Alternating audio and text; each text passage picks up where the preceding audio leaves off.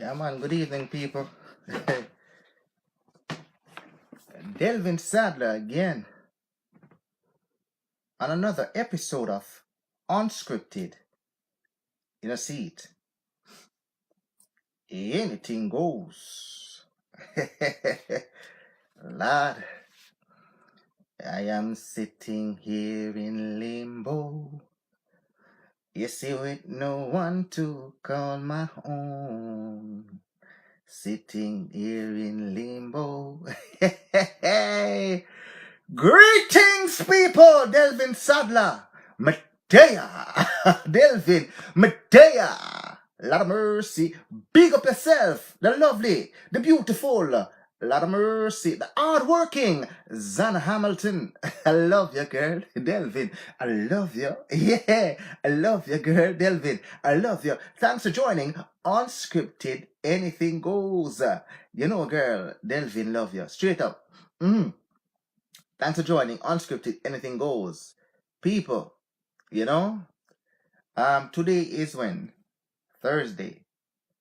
Today is Thursday. And we're continuing with religious belief system. We're continuing with religious belief system. And today we're going to talk about Buddhism. What is Buddhism? Buddhism. So today is the last one that we're going to do, right? And then tomorrow we're gonna have an open forum. Yep, an open forum where we're now gonna talk about things that we're gonna do on the show. What's your ideas? What would you like us to talk about? All of those things we're going to talk about tomorrow. So tomorrow is a different format. Tomorrow, open forum, we're going to discuss what we're going to talk about coming up. What would you like to talk about? The show, is it too long, too short? All of those things we're going to talk about tomorrow. So we're going to now set the tone for the show going forward. So what you like about the show, what you don't like about the show, all of those things we're going to talk about tomorrow. So we can now set a course together as to where we want the show to go. Because I realize that some people, they only like when Delvin talks about certain things. And they've made that clear to me that they only want me to talk about certain things. While other people, they would watch the show. Sometimes because this is summertime, I realize a lot of people are busy, so they will watch the show later on. You understand? So what we're gonna do tomorrow is the open forum when I want everybody to come, and we're gonna actually talk about together what you want us to talk about, what you want us to represent going forward, what's the identity that you want the show to take. It will be you telling Delvin what to do instead of Delvin go ahead and take it upon himself to do what he wants to do. So tomorrow is the open forum where we're gonna detailedly talk about all of these things and how we want to go forward, so we can actually get what the people want, not what Delvin feel like talking about. And in so doing now, once you tell me what you want us to do, I will now brainstorm and do the research and then bring the show to life like that. So we do it your way, not Delvin way anymore. All right? Because I realize that the audience probably expects the show to have a certain tone all the time. But sometimes you want to attract new people to the show. So, you change it up a little bit and hope that, everybody is still happy in doing that. But we don't want to neglect the base that we have. So we're now going to actually tell everybody to come and, participate in this open forum. So tomorrow I'm going to send out invites to everyone to show up. To talk about what we want to do in the open forum, where we want the show to go. So tomorrow is open forum. So we're going to talk about that. However, today's topic is about Buddhism. What is Buddhism? All right, so this is coming from the explorergod.com by Norton Herbs. So go and check them out and support them, okay? So what is Buddhism? What is Buddhism? One of the most challenging religion for Western society is for us here on the West to understand Buddhism. Straight up, it's not that popular, or it doesn't have the popularity as the ones from the previous show. However, many of us are familiar with certain imagery regarding Buddhism. Many of us, a lot of us have idea of the imageries that we see and can identify it with Buddhism. Okay? So, maybe you've seen the Buddhist monks. Very unique characters, the shaved-headed men. Sometimes they have things in their head, and they wear a particular garment. So a lot of you have seen the Buddhist monks or even purchased a statue of the Buddha. Yeah, maybe you've heard of the quest to find the enlightenment or the importance of meditation. So these people, a part of their religious ritual is to meditate. And maybe you understand and you know that Buddhists do meditate. And maybe you don't know why they do it, or you understand about meditation. So tonight, we are going to give you more information on Buddhism and what it's all about.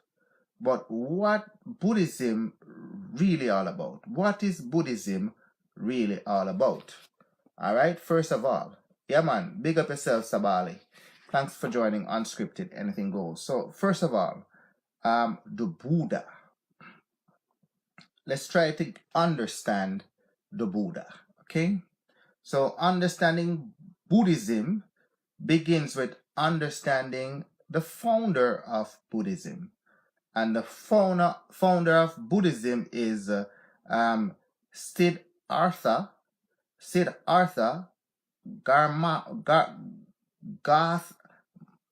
Gautama, right? So in other short word, Gamma. Okay. So the founder of, yeah man, big up yourself, Dion. Thanks for joining Unscripted, Anything Goes. So the founder is Siddhartha Gautama, a man from India who eventually came to be known as Buddha. Straight up. He is the one who came to be known as Buddha, the enlightened one. So the meaning of Buddha, the Buddha, that man himself, is the enlightened man, the enlightened one. Yeah, historical data is very scarce on Siddhartha and Gautama, that is Buddha. There's not a lot of information historically on him. But traditions suggest that Mr. Gautama was born in northern India or in Naples, in Nepal, okay, to a royal Hindu family. This is around the time of 500 BC. This is around that time that Siddhartha Gautama was actually this is the information about him, that he was born there around 500 BC. That is before Christ. Okay? At the age of 29, he left the comfort of a well-to-do home and a political significant future to become a wandering ascetic. Okay? This enfranchised with the fertility of carnal pressure, yep, he pursued a path of spiritual enlightenment. This man, the Buddha himself, Siddhartha Gautama. Okay? Big up yourself early, my brother. Thanks for joining. Unscripted, anything goes. So he left a well-to-do life because he was born into a rich family. And he had a great future in politics. And you know, he was living a well-to-do life. He walked away from it now, and he became a spiritual wanderer. You know, he went because the life of what do you call it now? Seeing people disenfranchised, or seeing his richness and those disenfranchised around him, you know, he now seek spiritual enlightenment as to how to deal with these causes and why does these things happen. Big up yourself, Sharon Tucker. Thanks for joining Unscripted, anything goes. After spending several years in meditation, this is the Siddhartha Gautama, Buddha himself. After spending several years in meditation on the nature of temptation, evil, suffering. So he meditate for several years on the nature of temptation. He meditated on suffering and wondering if you know, escape from all of these things were actually possible. So he went into a time of meditation for many years, Mr. Siddhartha Gautama. Yeah. So yeah, eventually believing he had overcome all earthly desires and achieved spiritual awakening. What a man. What a man. So he actually went into meditation to actually overcome temptation, overcome evil, overcome suffering, overcome all earthly desires.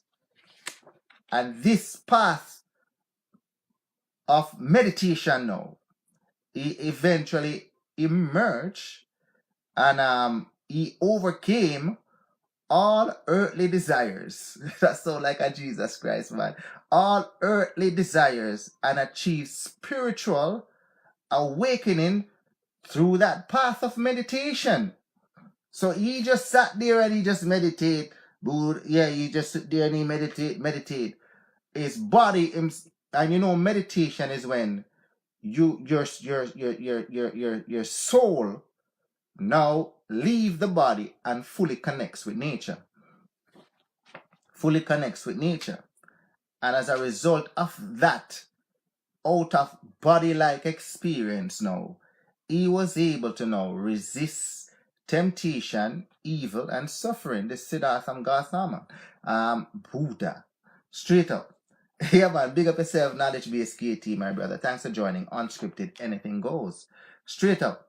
So, yeah, he received this the spiritual awakening through meditation. The Buddha, Siddhartha Gautama, set out to now teach others of this pathway and this finding of renewal of oneself. Buddha, the Buddhism, straight up. So what is this path of enlightenment that the Buddha spoke about? Straight up, spiritual enlightenment. The Buddha teaching the Dharma, right? Big up yourself, my brother Roscoe. I love you, my brother. Thanks for joining. Unscripted, anything goes. So the Buddha, Siddhartha Gautama, he teaches the Dharma. Yeah, his teaching, the teaching is called the Dharma.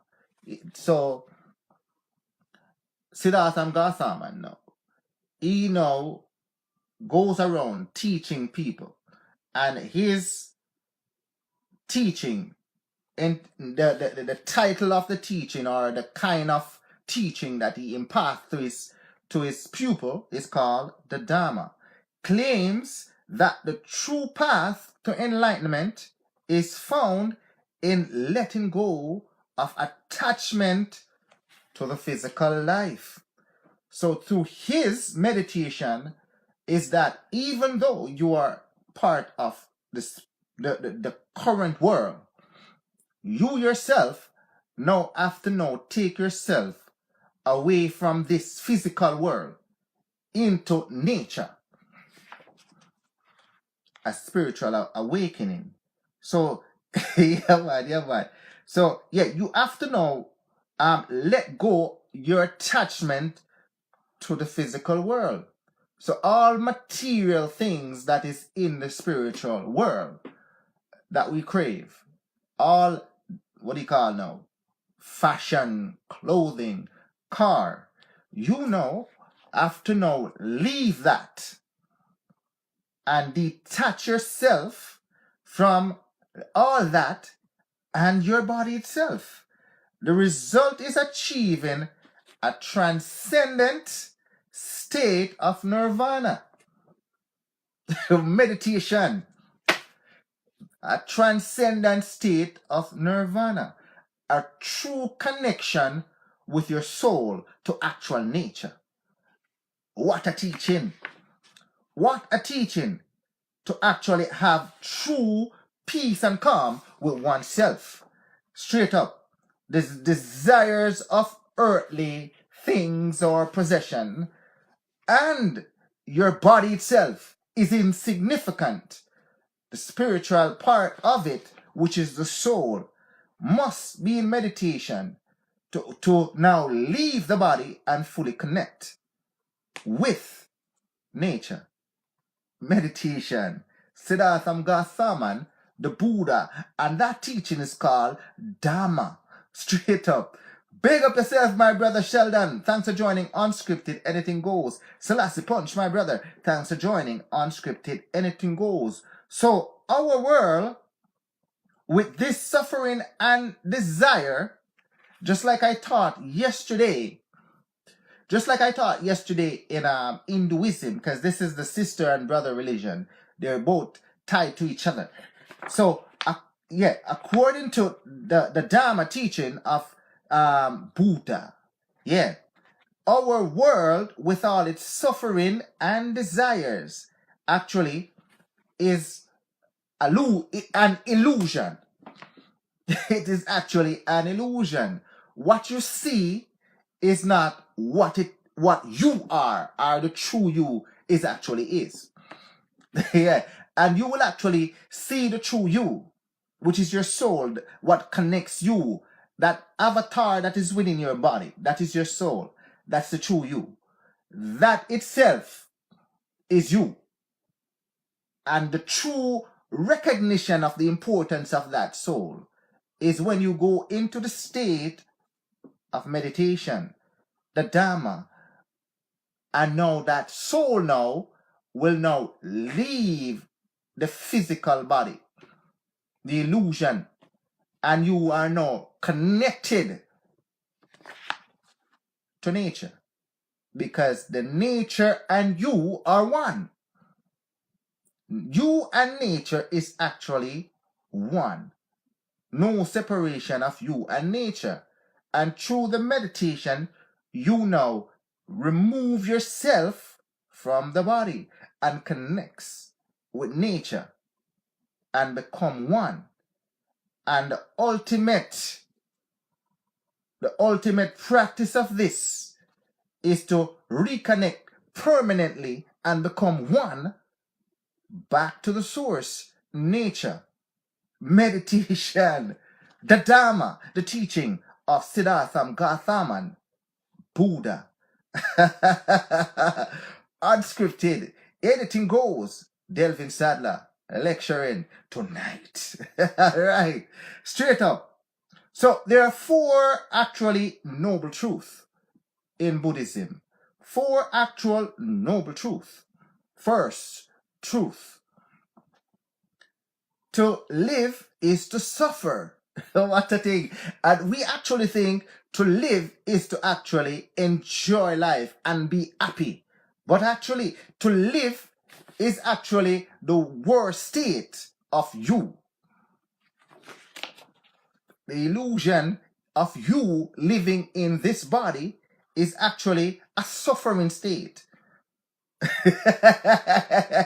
Yeah, not your true state. Hence, to live is to actual suffer. The idea is common among Eastern religion. Hinduism teaches it. The Vedas teaches it. Also, Dharma, Hinduism teaches it straight up. So you are actually in this state, incomplete. And your goal and your task is to reconnect with your rightful state, which is the supernatural state, nature. Yes. And while you are on earth, the more you meditate is when you now reconnect with your true state, away from the body and one with nature, which is the rightful state. So while you're in the body, all the things that you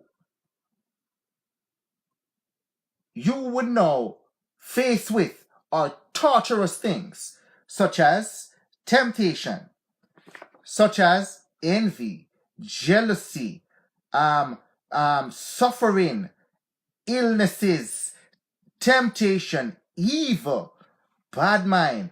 All of these things are actually a suffering state, according to the teaching of Buddha, found in Dharma. Straight up, suffering is actually caused by desire. That's the second state.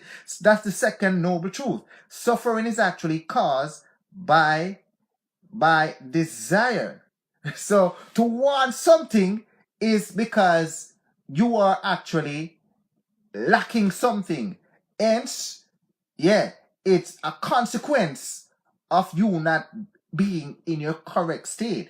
Hence, suffering is caused by you desiring, because you're now incomplete. You're now in an illusional state, not in the state that you were born to be in. What a thing. What a thing. Unscripted, anything goes. You learn these things. Yo, what a thing. Yeah. So humans cause their own suffering when they get too attached to the things of the world, to desire things of the world, to actually allow yourself now to be entrapped in things that are of the world. Hence, you yourself are causing those suffering on yourself. Yeah, that is the delusional state to which that you are suffering. Not your true state when you connect one with nature. The Dharma from the teaching of Buddha.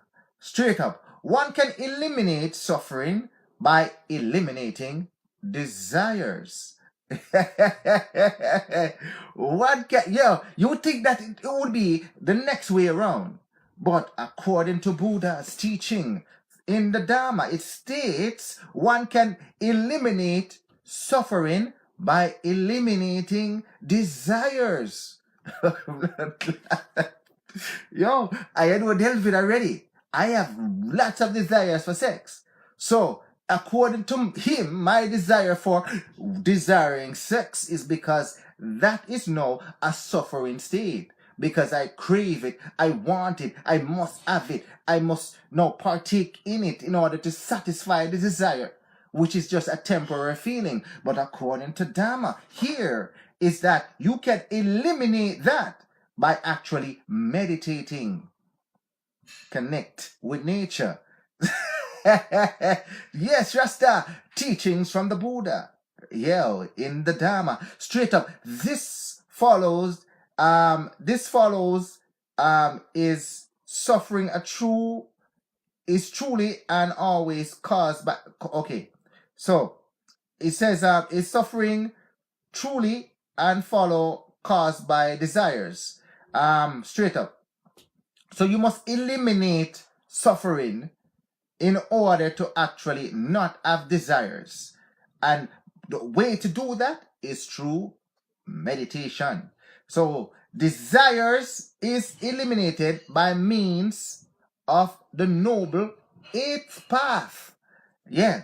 So now they're going to teach you how to actually eliminate desires if you follow now these paths that I'm now going to mention. So desires is eliminated by means of the noble eighth path. Straight up. So straight up. The first path is the right views. The right view. That's the first part. One's realization of the Four Noble Truths. So the Four Noble Truths that I just mentioned, you must now come to that realization that, you know what? I am just an illusion. And the true me is not what you see, but the true me is when I'm fully connected back to the original source. Is meditation, when the soul and nature become one. So you must recognize that you are just an illusion. Straight up. You must recognize that when you are not in the right state, you now have desires. Straight up. You must now recognize that. And you must now try to now reconnect with your original state when the soul become one with nature.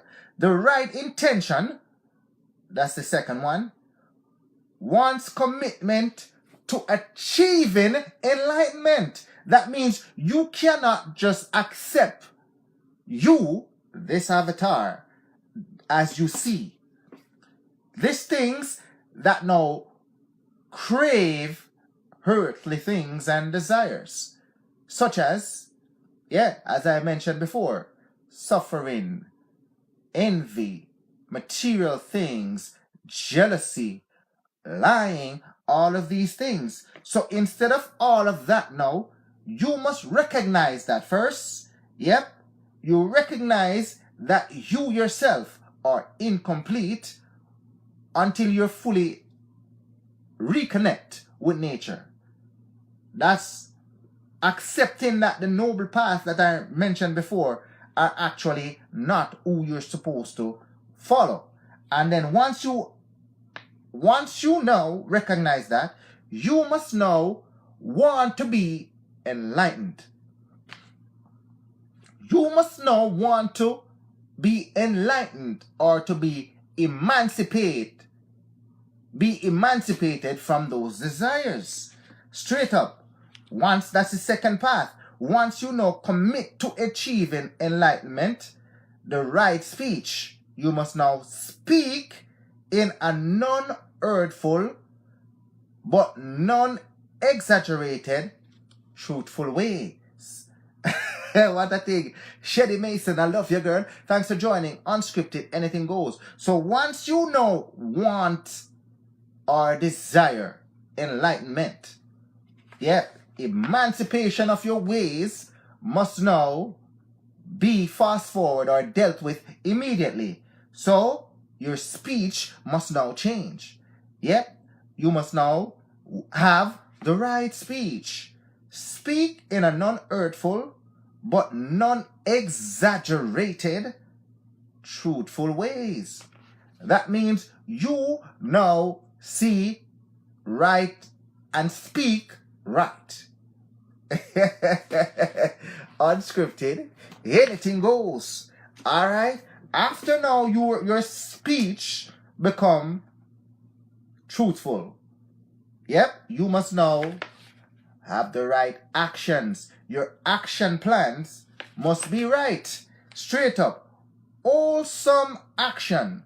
Avoid anything that will hurt others.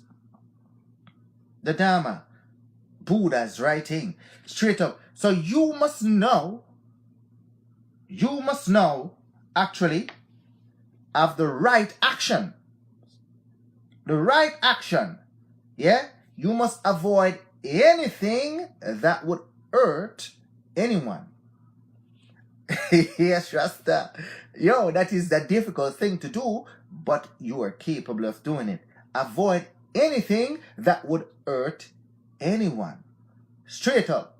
So your intent must always be for the betterment of people, not to actually cause hurt to people. Delvin. And this is unscripted. Anything goes. The next path, yep, is the right livelihood. You must now commit to the right livelihood. So one's job does not harm in any way oneself or others. Therefore, your job that you do must not, or anything that you do, must not be harmful to anyone or yourself. Anything that you do must not be harmful or hurtful to yourself nor anyone. Big up yourself, Deidre Barnett. I love you, girl. Thanks for joining. Unscripted, anything goes. Yo, this Buddhism is a nice thing. I love it. I love it. I don't practice anything, but if I were to choose a religion, this is the one that I would choose. Definitely, for sure. This is the one that is more in line to my thinking and understanding of humanity and myself. So if anyone that I would choose, this would be the one that I would choose. This or Hinduism, but I'm more into this than Hinduism. But this is the one that I would choose for sure. Yeah. Straight up. Delvin. And this is unscripted. Anything goes. Yeah. Straight up. The next path is the right effort. First, you must have the right view. Then, the right intention. Then, the right speech, the right action, the right livelihood. Now, you must have the right effort. One must make conscious effort to improve. You must be constantly improving on everything that you do. Constantly improve on doing the right thing. Consciously improve of saying the right things. Constantly improve on having the right speech. Constantly improve on having the right actions. Constantly improve on having the right views. Constantly improve on living the right way. Straight up. So you must have the right effort. You must have the right livelihood. One's job, you must have the right effort. One, make a conscious effort to improve on your own well-being amongst yourself and others. Next, you must have the right mindfulness. The right mindfulness, mental ability, your mindset, your frame of mind, your frame of thinking, your mental ability to see things for what they are. Always see things in a truthful way. You acknowledge what it is and you actually see it truthful ways. No bias, no discrimination, no prejudice will come in your mindful thinking and thought process. Everything is actually in a conscious, everything is in a to see things for what they are in the right way they are. Straight up. And next, you must have the right concentration. You must have the right concentration. State where one reaches enlightenment and ego has disappeared. That means you have to now take away your humanity. You take away humanity and you replace that with soul and nature as one. Here, what a thing. Delvin, your own self must now disappear, and you now becomes reconnected with nature as one. Your ego has disappeared fully and totally. Delvin, this is unscripted. Anything goes. So if a person follows the pathway, the cessation of suffering and achievement of nirvana are attained through one's own effort and discipline. What a thing. So the state of nirvana itself, even though the body is here, this physical avatar is here, you and your soul will connect back to nature. That's the state of nirvana. Through your full effort and discipline. Delvin, this is actually the true nature of living on earth in a peaceful way. Straight up. Unlike the belief of other world religion, Buddhism holds that this may be achieved without divine help. So you yourself don't need any God to help you. You don't need a pastor to help you. You don't need a counselor to help you. You don't need a sister. You don't need a brother, a congregation. You don't need a mosque. You don't need, I wouldn't call it now, temple. You don't need anything like that to achieve that state. Consequently, Buddhism is considered largely a human-centered religion. A human-centered religious nature connection. Human-centered. That means no outside influence has a bearing on you. You yourself is the ultimate determining factor of your connection with nature. Yeah, Delvin. And that connection occurs once you connect with all of these principles, these paths that I've laid out. Once you connect and practice meditation, you have reached the state of nirvana. Delphin, big up yourself, Sonia Europa. I love you, girl. Thanks for joining Unscripted. Anything goes. You know? You see, when Delphin goes ahead and I read these things, you know, I do it with the intent to actually be enlightened. But in actuality, with me actually going through these things, I actually see myself in this. Yeah, this is the way I think. This is the way I operate on a daily basis with people and myself.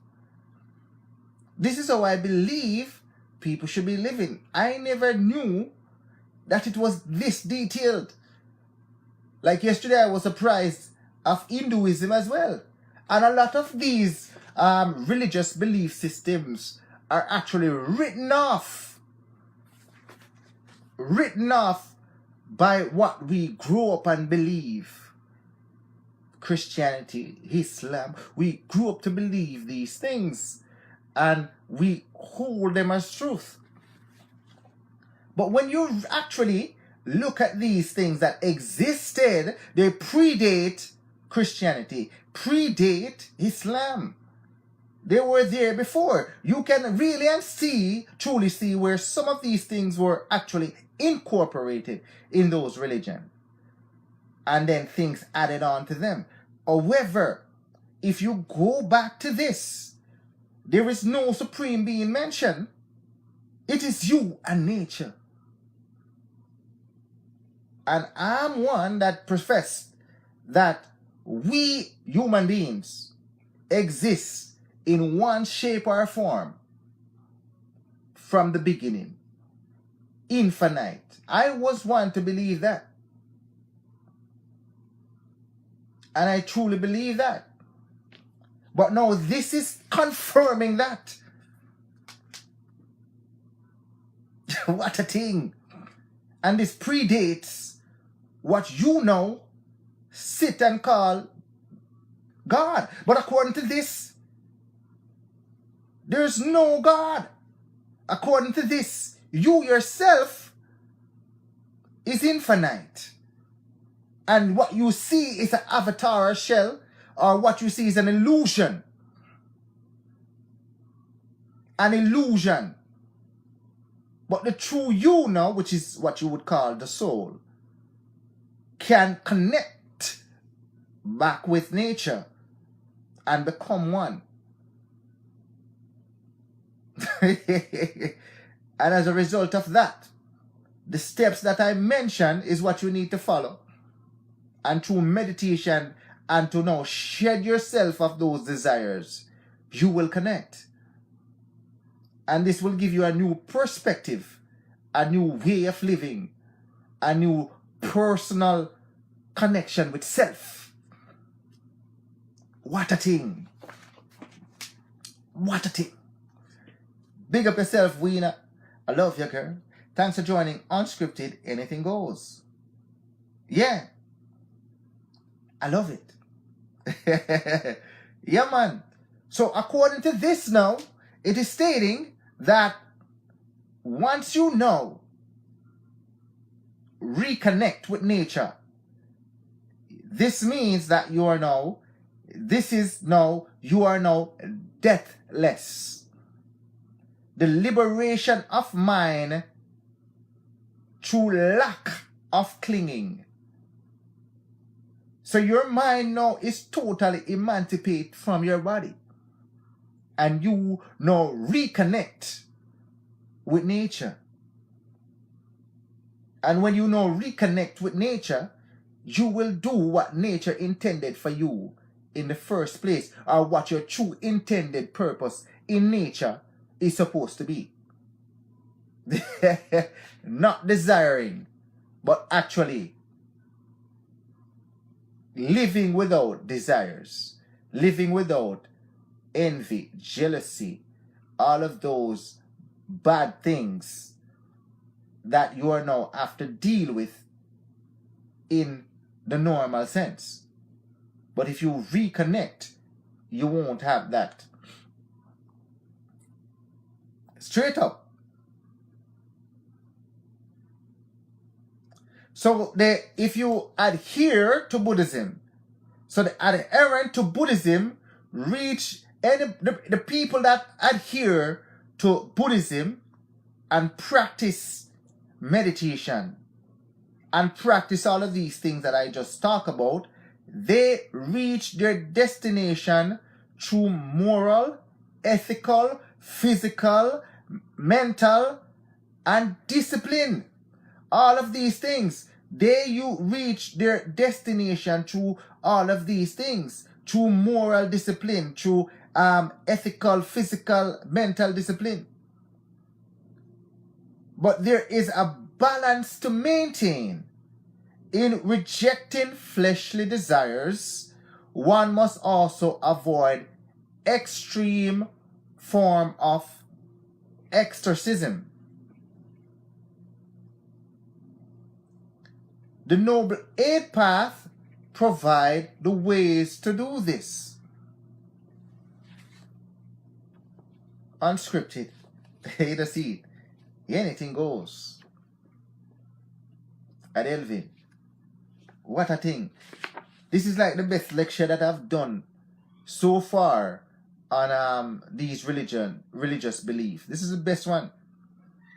To me, you wouldn't know how beautiful this is.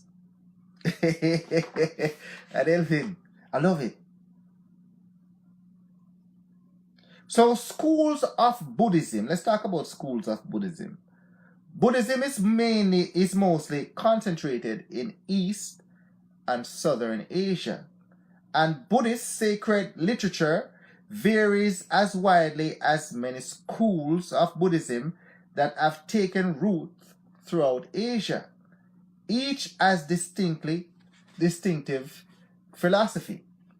So just like every religion, you always have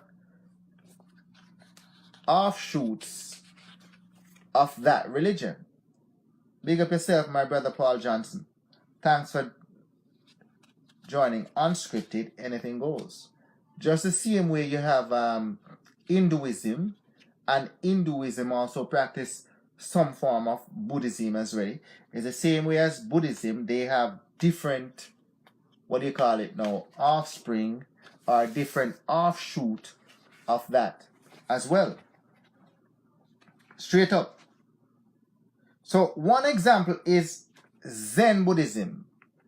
So the form of Buddhism that I mentioned is the original form of Buddhism, and that is Dharma. That is the original teaching of Buddha. Yeah, that is the original teaching of Buddha himself, Dharma. And then you have now the Zen teaching of Buddhism. Yeah, the Zen teaching of Buddhism, the writings, is a set of Buddhist practice that emerged in Japan, China, where it is known as Shan. It traces its roots to the original Buddhist religion, but it has developed certain teachings about achieving a state of tranquility. In the school of Zen, in the school and teachings of Zen, the realization of enlightenment take place internally, apart from one's outward words and explanation. Everything now is an internal thing. You don't have to now speak. It's a quiet state of nirvana. Quiet state of nerves. That means you just stay there. Quiet. Quiet. Zen Buddhism is not the most dominant form of religion, but it had significant influence in the West, unlike some of the more conservative Buddhist practices. So what you see, a lot of people in the park, they sitting there and they quiet, no movement. Yeah, that is now Zen, where they now reconnect their soul with nature. The other form that I mentioned, Dharma, is this form as well, but all the 8th path that I just mentioned with it. So you have like a physical part of it that you must do. That is the Dharma. But with Zen, you just reconnect with nature itself and become one with nature. Yeah, man, big up yourself, Alicia Johnson. I love you, girl. Thanks for joining Unscripted, Anything Goes. So, Buddhist practices. So, despite the enormous diversity amongst Buddhist community in places like China, Tibet, Japan, Thailand, Nepal, 3 practices are fairly universal in the forms of Buddhism. First practice. The life cycle of an individual is significant. Young boys go through a period of monkhood. Yeah, enough of me now, I'm going to turn the monk still. Young boys go through a period of monkhood whereby they learn Buddhist ways and renounce carnal desire. I love carnal desire, so I couldn't do that. Yeah. Marriage and death are also considered important events. Like Hindus, Buddhists believe in reincarnation. That means when you die, your soul now is reincarnated and born again into somebody else. Okay? But karma does not play a significant role in one's future. Straight up. The second is the common Buddhist confession that guides one's action. I seek refuge in the Buddhist, I quote the author here. I seek refuge in Buddha. I seek refuge in Dharma, the teachings of Buddha.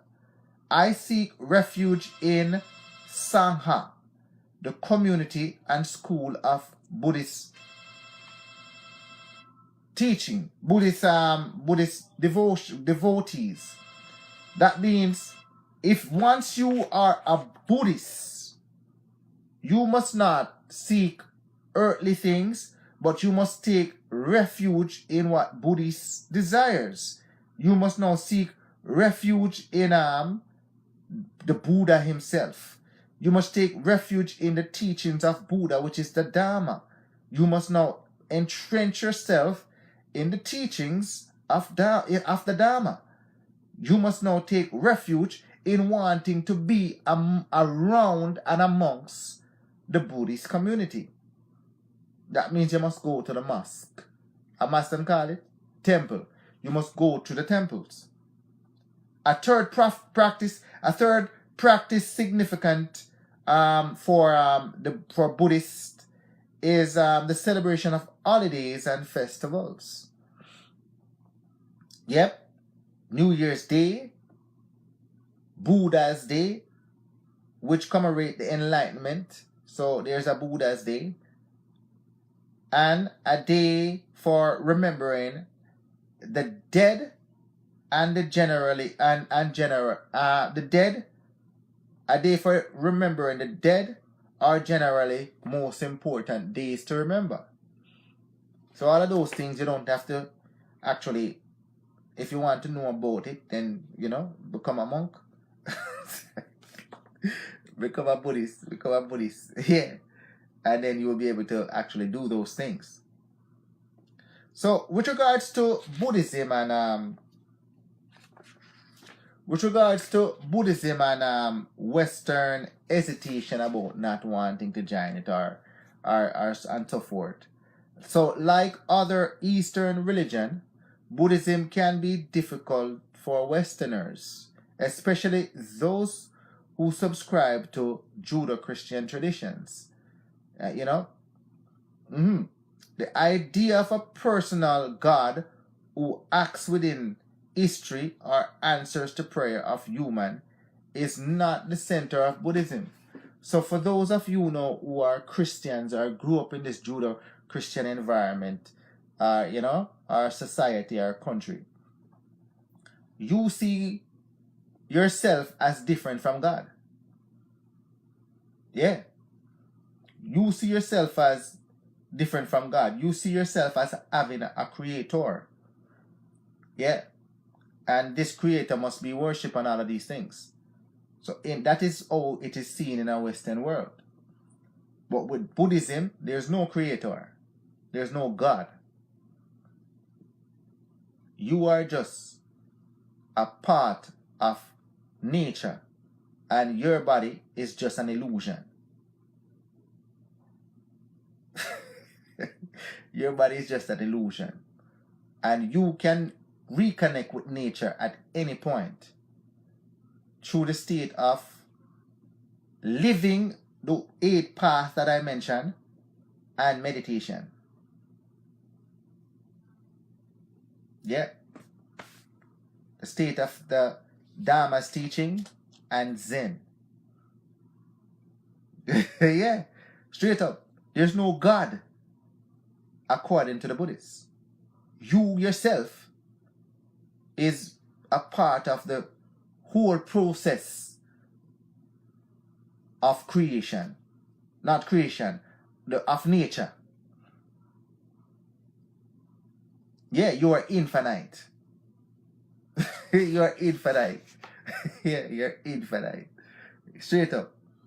Yeah, what a thing. What a thing. Yeah. Straight up. I like this. I like this religion. I like this faith believing system. Whatever. I like this religious thing. A Buddhist worldview is more concerned with inexpressibly experience within oneself. Let's read it again. A Buddhist worldview is more concerned with inexpressible experience with oneself and the goal of enlightenment. That means yourself don't mean nothing. What you see here, this avatar, this shell shit thing here, where you see, means shit. Your desires for the things that are on earth means nothing. Your desires for things that you think are important are actually a torturous state. Your ultimate desires is enlightenment, which is your true self. And once you enlighten yourself through the teachings of the Dharma teachings, and then you are now in the state that you're supposed to be, reconnected, one with nature. This is what it's saying. So in your inexpressibly experience with oneself, and the goal is to enlighten yourself. One cannot control the external world, but through detachment, listen carefully, one cannot control the external world, but through detachment from the world, through meditation, chants, and mindfulness, one can achieve positive state of mind and mental purity. So you cannot control what is going on in the world. You ever hear the saying, you're in the world, but not of the world? I think a lot of Christians use that. Sometimes I don't know if they know what they're talking about. Yeah. Yeah. But this is a true explanation of what they're trying to say here. You're in the world. Things are happening around you, but you're not influenced by what's going on or connected with what's going on, because if you practice Buddhism now, you are detached from the world. And by doing that, constantly detaching yourself through meditation, chants, mindfulness, and positive state of mind and mental, you will achieve mental purity. What a thing. So you can walk around people, walk side by side with people, and you're walking like a human, but you are not connected to the world, because your state of mind is pure like nature. What a thing. What a thing. This is just mind-blowing. It's mind-boggling. I love it. I love it. I love it. Unscripted. You see it. Anything goes. Yeah. Yeah, man. This is it. So, many Westerners find this goal subjective. They find it to be subjective, elusive, and indefinable. So only you alone knows what you're feeling. You can't express to somebody what you're feeling.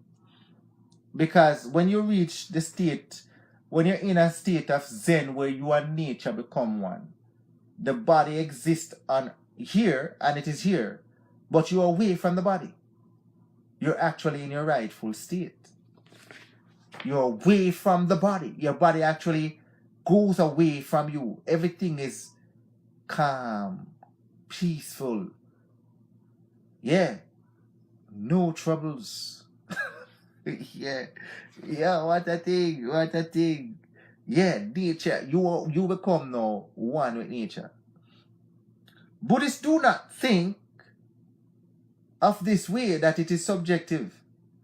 Yeah, they just see it as a way of life. They see it as a way of reconnect with their true rightful state.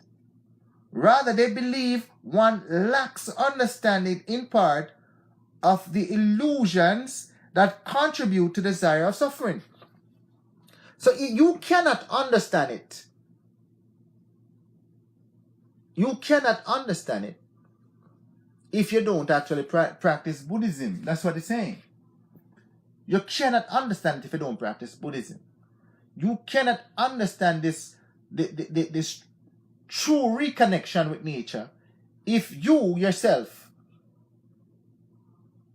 are thinking the way it's supposed, a earthly person is supposed to think, desirable things. You can't see it because of the illusion that now separate you from your true self. The avatar here that you look at. What a thing. Yeah, man. The path to reality and enlightenment require transformation of the mind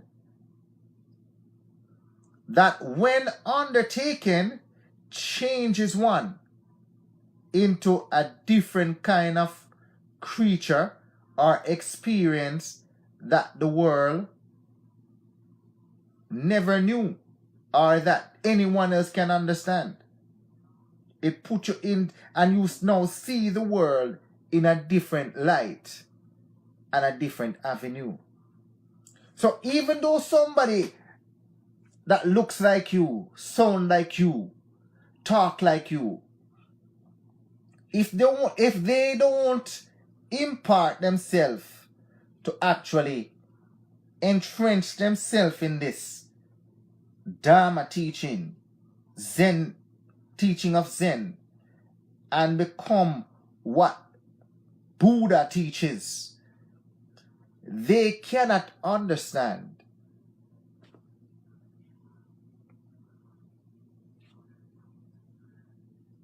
the true nature of one in connecting with nature, the true soul connecting with nature and become one.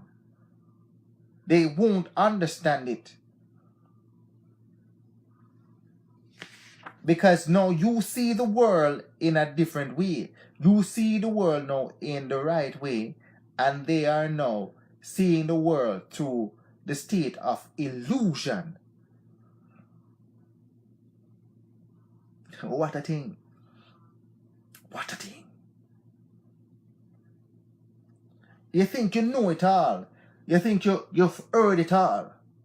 But today's thing, this is the best one I've done all week. I can tell you that. My teachings, my understanding of this human existence is similar to this. But this is even deeper because I've not partake in meditation, but through the actual continuous improvement upon my own personal self, I now became purified of the wrong things and always try to always do the right things. Hence, a consciousness of self, of fulfillment. But now, with this Buddhism teaching, myself can now reach the state of nirvana if I now practice the Dharma in conjunction with the Zen. and my soul that is inside of me, the true me, reconnect with nature. And once that connects, that's a state of nirvana. What a thing.